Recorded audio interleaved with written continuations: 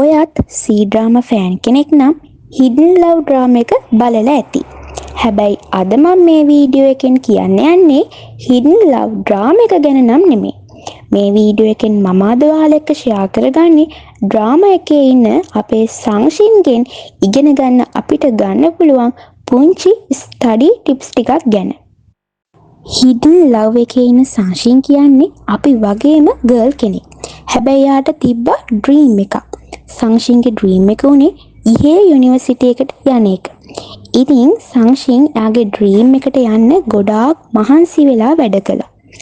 අන්තිමට සංශින් යාගේ ඩ්‍රීම් එක අචීව් කරගත්තා. දැන් අපි බලමු සංශින්ගෙන් අපිට ගන්න පුළුවන් ස්ටඩි ටිප්ස් 6ක් ගැන. ඔයාටත් පුළුවන් මේ ස්ටඩි ටිප්ස් 6ත් ෆලෝ කරලා ඔයාලගේ ඩ්‍රීම් එක අචීව් කරගන්න. ඒ හින්දා අන්තිම වෙනකම් වීඩියෝ එක බලන්න කියලා ආදරයෙන් ඉල්ලනවා.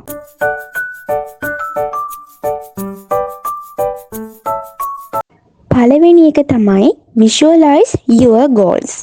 සංශින්ගේ ගෝල් එක උනේ ඉහේ යුනිවර්සිටි එකට යන එක. ඉතින් එයා තමන්ගේ ඩ්‍රීම් එකට ළඟා වෙන්න තියෙන හැම පියවරක්ම ලකුණු කරලා ප්ලෑන් එකක් හැදුවා. ඉතින් ඔයාටත් පුළුවන් ඔයාගේ ඩ්‍රීම් එකට යන්න තියෙන හැම පුංචි පියවරක්ම හොඳට හිතලා ඒ හැම පියවරක්ම නෝට් ඩවුන් කරගන්න.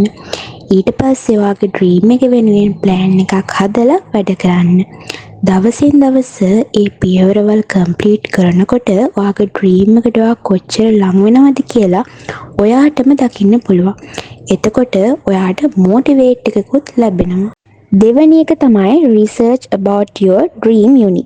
සංශින්ට පැහැදිලි අයිඩියා එකක් තිබ්බා එයා මොනවද කරන්න ඕන, එයා මොන යුනිවර්සිටි එකටද යන්න ඕන කියන එක ගැන. සහ ඒ වෙනුවෙන් එයා මොනවද කරන්න ඕන කියන එක ගැනත් එයාට හොඳ අයිඩියා එකක් තිබ්බා. ඉතින් ඔයාටත් පුළුවන් ඔයා යන්න ආසාවෙන් ඉන්න ඩ්‍රීම් යුනි එක ගැන හොයලා බලලා එතනට යන්න වැඩ කරන්න.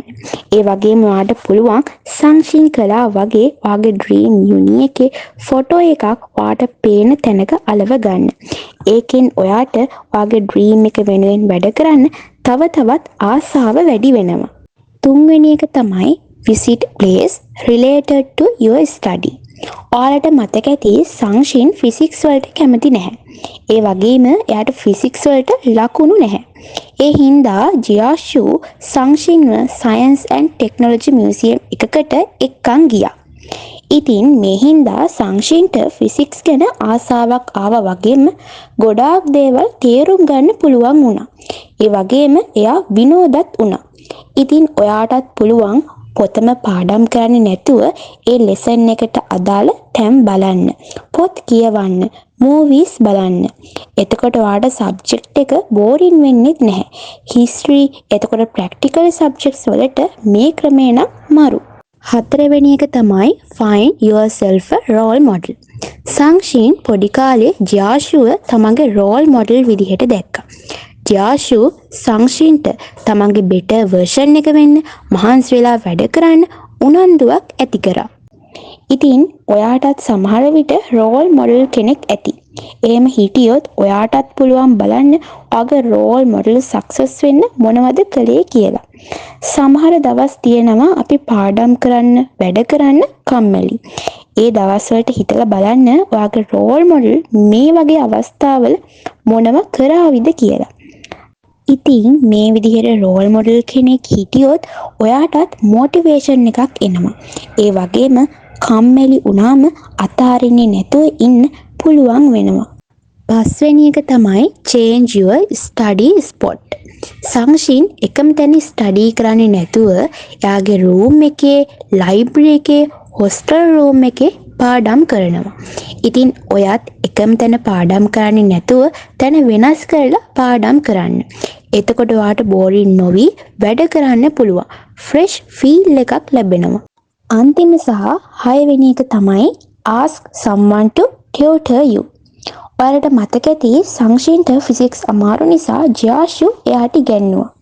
ඒ වගේම එයා නොතේරෙන ඒවා ජියාෂුගෙන් අහලා දැනගත්තා. අන්තිමට එයාගේ ලකුණුත් වැඩි වුණා කියලා ඔයාලට මතක ඇතිනේ. ඉතින් ඔයාටත් ඇත්තටම දෙයක් නොතේරුනොත් ඔයාගේ ටීචර්ගෙන් හරි යාළුවෙක්ගෙන් හරි උදව්වක් ගන්න. ඉතින් මේ ටිප්ස් 6 තමා අපිට සංක්ෂින්ගෙන් ගන්න පුළුවන්. ඔයාටත් try කරලා බලන්න පුළුවන්. ඉතින් වීඩියෝ එක ගැන මොකද හිතුනේ කියලා පහලින් කමෙන්ට් එකක් දාගෙන යන ගමන් ඔයාගේ ආසම C drama එකයි ඔයාගේ dream uni එකයි පහලින් කමෙන්ට් එකක් දාගෙන යන්න.